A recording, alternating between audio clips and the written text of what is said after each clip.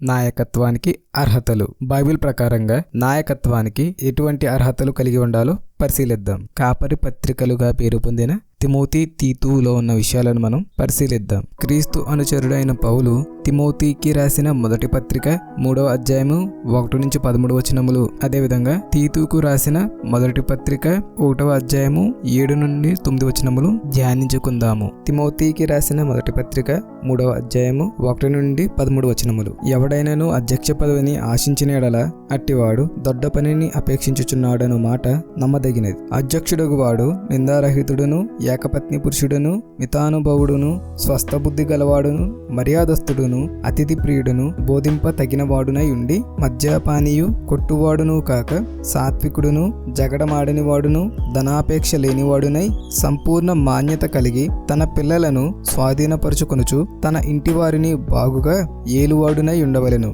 ఎవడైనను తన ఇంటి వారిని ఏలనేరకపోయిన ఎడల అతడు దేవుని సంఘమును ఎలాగు పాలించును?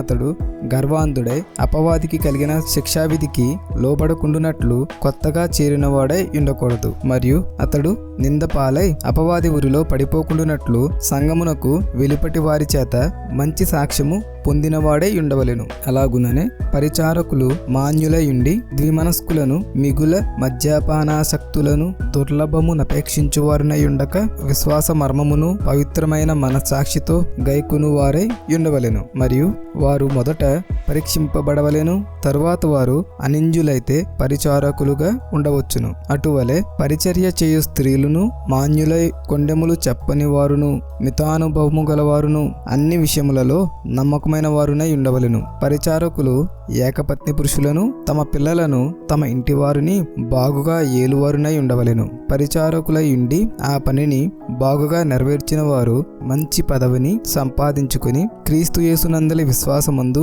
బహుధైర్యము గలవారగుదురు. అదేవిధంగా తీతుకు రాసిన మొదటి పత్రిక 7-9 చదువుకుందాం. ఎందుకనగా అధ్యక్షుడు దేవుని గృహ నిర్వాహకుని వలె నిందారహితుడై ఉండవలెను. అతడు స్వేచ్ఛాపరుడును, ముక్కోపియు, మద్యపానీయు, కొట్టువాడును, దుర్లభము అపేక్షించువాడును కాక అతిథి ప్రియుడును, సజ్జన ప్రియుడును, స్వస్థ బుద్ధి గలవాడును, నీతిమంతుడును, పవిత్రుడును, ఆశానిగ్రహము గలవాడునై ఉండి తాను హితబోధ విషయమై జనులను హెచ్చరించుటకును, ఎదురాడు వారి మాట ఖండించుటకును శక్తిగలవాడగునట్లు ఉపదేశమును అనుసరించి నమ్మదగిన బోధను గట్టిగా చేపట్టుకుని వాడునై ఉండవలెను.